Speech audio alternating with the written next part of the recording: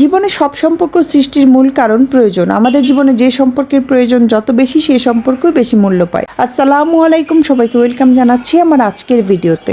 সকালে উঠে বৃষ্টির মধ্যে স্কুলে যাবে কি যাবে না এই দোটানায় স্কুলে পৌঁছাতে আজ অনেক দেরি হয়ে গেল। একবার ভেবেছিলাম উর্ষিকার যেহেতু শনিবার থেকে পরীক্ষা, তো আজ স্কুল বাদ দিই, কিন্তু উর্ষিকা স্কুলে আসবেই, তাই শেষ মুহূর্তে রেডি করে রওনা দিলাম। উর্ষিকাকে স্কুলে দিয়ে এখন বাসায় ফিরছি। আসার সময় আবহাওয়া ভালোই ছিল, কোনো বৃষ্টি ছিল না। এখন গুড়ি গুড়ি বৃষ্টি হচ্ছে। পায়ে হেঁটে যাচ্ছি, ঠান্ডা আবহাওয়া, হালকা বৃষ্টিতে চারপাশটা দেখে দেখে হাঁটতে ভালোই লাগছে।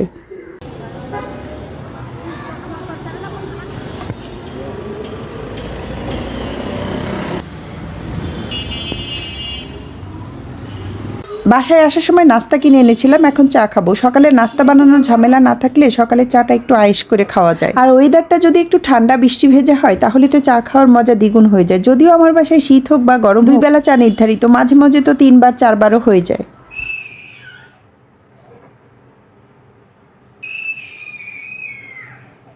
আজ কয়েকদিন ধরে কেন জানি হঠাৎ করে পুঁটি মাছ ভাজা খেতে মন চাচ্ছিল, তাই আজ বাসায় এসেছে পুঁটি মাছ। মাছগুলো কেটে ধুয়ে এখন একটু লবণ হলুদ দিয়ে মাখিয়ে নিব।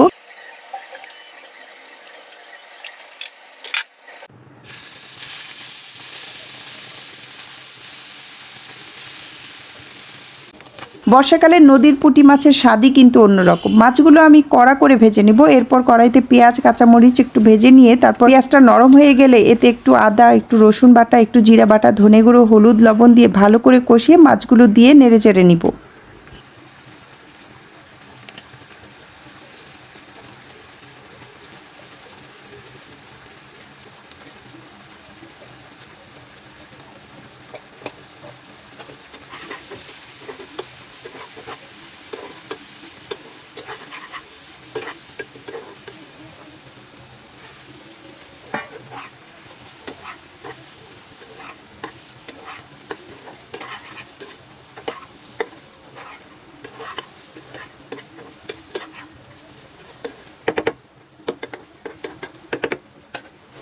ফ্রিজে কয়েকদিন ধরে একটু মিষ্টি কুমড়া পড়েছিল, তাই মিষ্টি কুমড়াটাও একটু ভাজি করে নিয়েছি। সবজি সবসময় বাসায় কম করেই কিনি যেন নষ্ট না হয়, তারপরেও কেন জানি নষ্ট হয়ে যায়। আর এখন সবজির যা দাম, সবজি নষ্ট করলে খারাপই লাগে।